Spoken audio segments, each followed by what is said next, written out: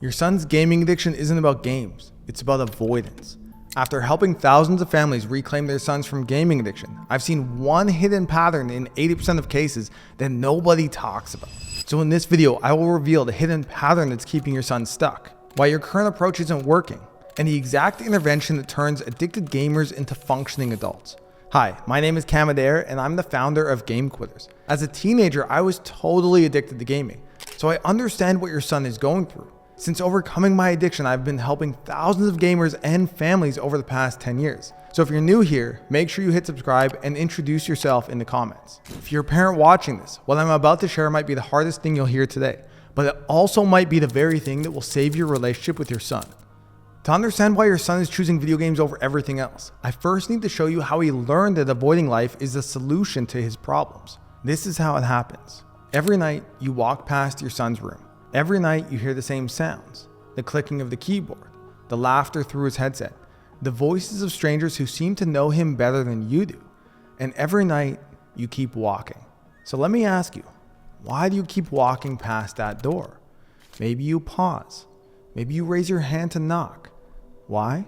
Because you're afraid. Afraid that confrontation will push him away. Afraid that setting boundaries will backfire. Afraid of making things worse than they already are.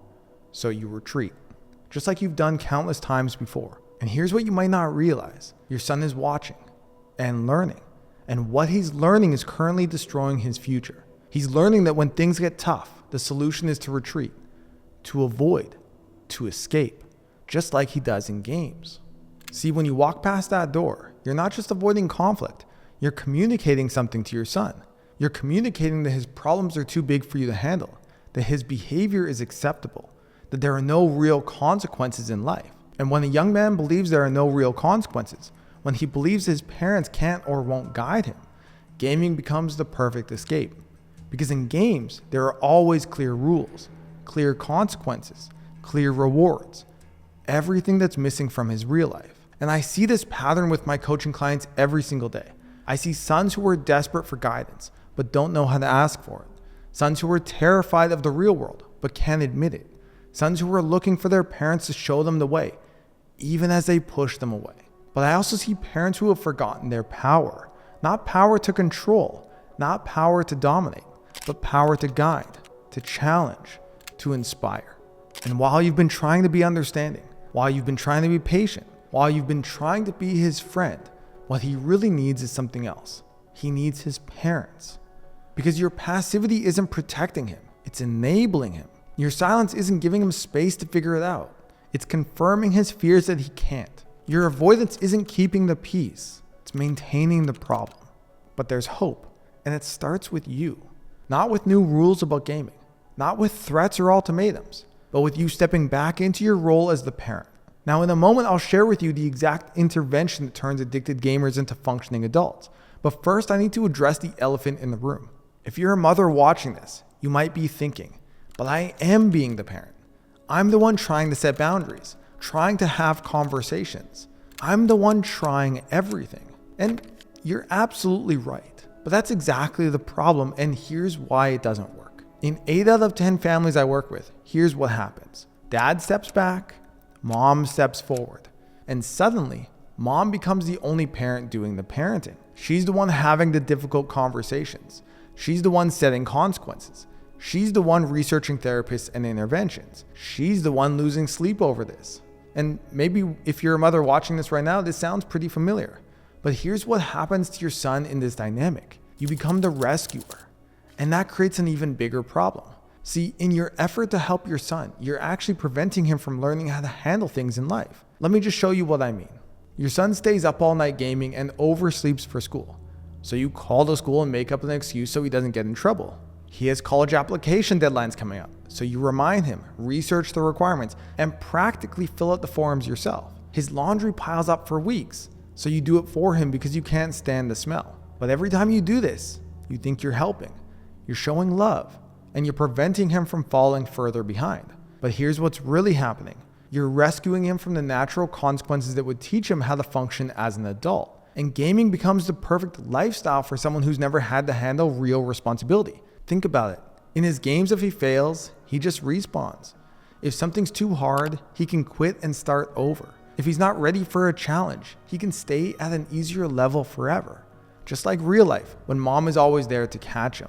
I see this pattern especially in my coaching clients who are gamers approaching 30 years old. They have zero ability to handle stress or setbacks because they've never had to handle stress or setbacks. Their parents, out of love and concern, have been shielding them from every difficult experience that would have taught them how to be adults. So when real life demands actual effort, actual consequences, actual growth, gaming feels like the only world where they can succeed. And this is where this pattern actually gets quite disturbing. Because while you've been protecting your son from consequences, his games have become his parent. They challenge him. They set clear rules. They give immediate consequences. And they don't rescue him when he fails. Everything he should be getting from life, but isn't. Now just consider for a minute, when's the last time your son got that from you? Now I know hearing this can be challenging, and I know you were doing your best for your son. I'm not about the blame game.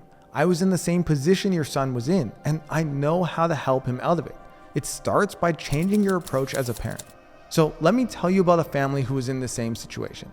Their 29-year-old son had played World of Warcraft for 12 years. He was one of the game's top ranked players. His guild, which basically means his team, had a consistent daily schedule that was mandatory to attend for their raid nights. And these raids were coordinated battles with 20 other players competing at the highest levels. This young man, their son, was a leader, a strategist, someone other players looked up to for guidance. But in real life, he hadn't worked for 5 years. He stayed up all night and slept until midday to avoid his parents. He was barely functional and couldn't follow through on the simplest of tasks. His parents told me they felt ashamed they'd let it get this far. But they learned to stay hands-off because whenever they tried to intervene, he would threaten a mental health crisis. So they walked on eggshells. They hardly even spoke anymore.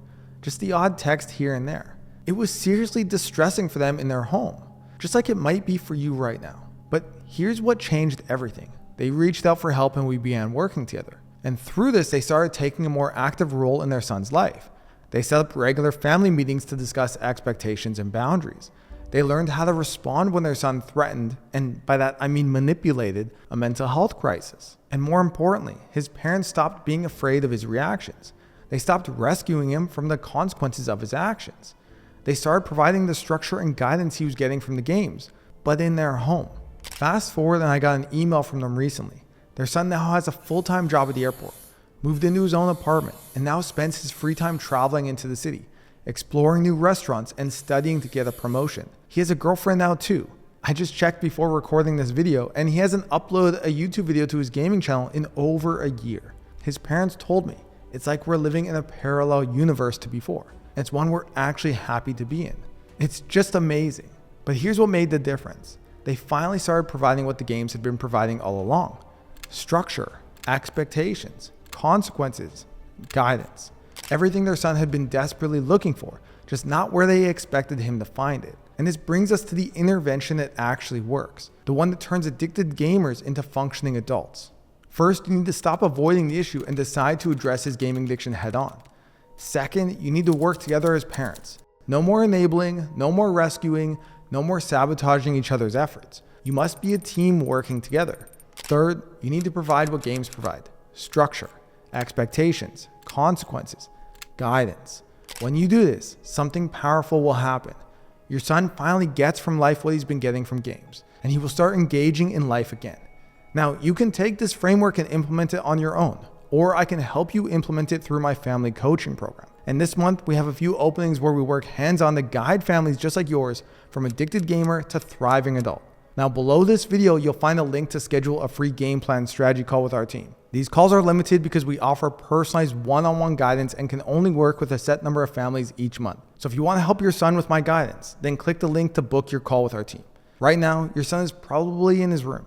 And tonight, when you walk past that door again, he'll learn once more that avoidance wins. Every day this pattern continues is another day he falls further behind, academically, socially, and mentally. But it doesn't have to be this way. That's why I created Game Quitters and made it my mission to provide you with a modern solution to a modern problem.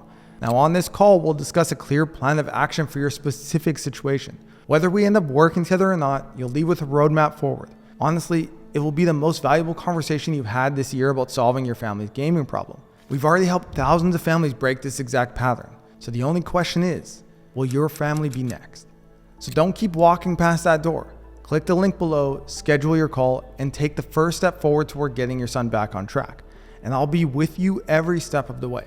Now, if you want to understand why your son is in denial about his gaming problem, even though it's so obvious that he has a problem, then click the video on your screen now, and I'll see you there.